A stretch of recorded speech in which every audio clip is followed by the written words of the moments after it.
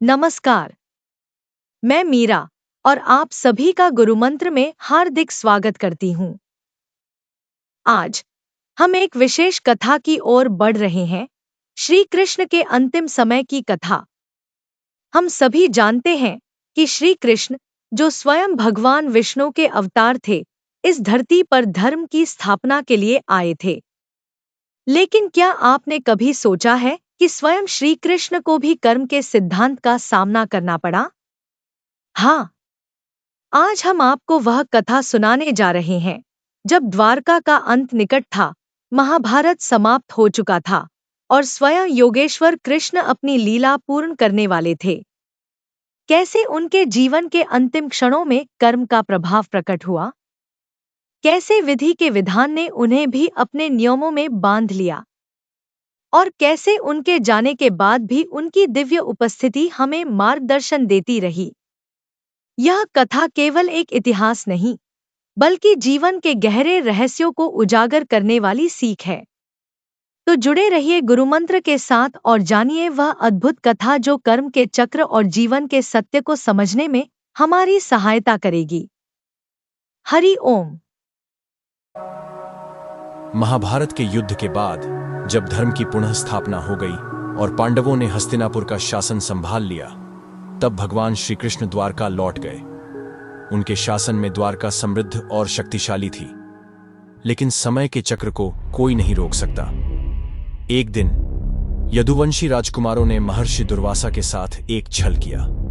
उन्होंने सांब नामक राजकुमार को एक स्त्री का वेश धारण कराकर महर्षि के पास भेजा और उनसे पूछा कि यह स्त्री क्या जन्म देगी। महर्षि को उनकी इस छलपूर्ण हरकत का आभास हो गया और उन्होंने क्रोधित होकर शाप दिया कि यह स्त्री एक लोहे की मूठ गदा को जन्म देगी, जो पूरे यदुवंश के विनाश का कारण बनेगी।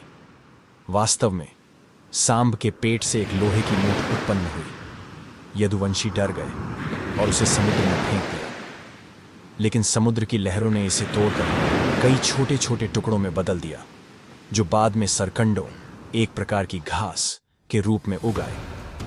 कुछ समय बाद यदुवंशी मदिरा पीकर आपस में लड़ने लगे। जब वे लड़ाई में सरकंडों को हथियार के रूप में इस्तेमाल करने लगे, तो वे उतने ही घातक बन गए जितनी वह लोहे की मूठ थी। इस महासंहार में सभी यदुवंशी मारे गए। अपने वंश के विनाश को देखकर बलराम जी अत्यंत दुखी हो गए। वे समुद्र के किनारे एक वृक्ष के नीचे ध्यान मग्न हो गए और वहीं योग के बल से अपने प्राण त्याग दिए। अब द्वारका में अकेले श्री कृष्ण ही बचे थे। वे उदास मन से अपने कर्मों का विचार कर रहे थे और जानते थे कि अब उनके जाने का समय आ गया है। इसी समय शिकारी जर, जो महाराज जरासंध का पुत्र था, उसी वन क्षेत्र में शिकार करने आया था। वह धनुर्विद्या में निपुण था और वन्य जीवों का पीछा कर उन्हें मारने में सिद्धहस्त था। वह एक हिरण की खोज में निकला था। अचानक उसकी दृष्टि सामने एक झलक पर पड़ी एक दिव्य पुरुष योग मुद्रा में बैठे थे, लेकिन उनके कमलवत सुंदर चरण झाड़ियों से झांक रहे थे और दूर से देखने पर वे एक हिरण के मुख जैसे प्रतीत हो रहे थे। जर ने अपने लकड़ी से नक्काशीदार सुंदर धनुष को उठाया, जिसमें एक तेज धार वाला तीर चढ़ाया हुआ था। उसकी आंखों में एक शिकारी की तीव्रता थी। वह घात लगाकर लक्ष्य की ओर बढ़ा, बिना यह जाने कि वह कौन है।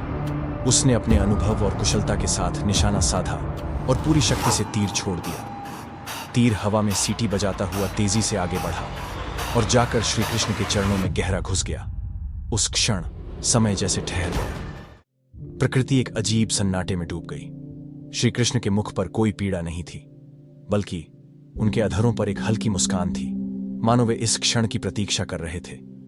उनकी आंखें प्रेम और करुणा से भरी थीं, क्योंकि वे जानते थे कि यह समय का चक्र है और जो होना था वही हुआ।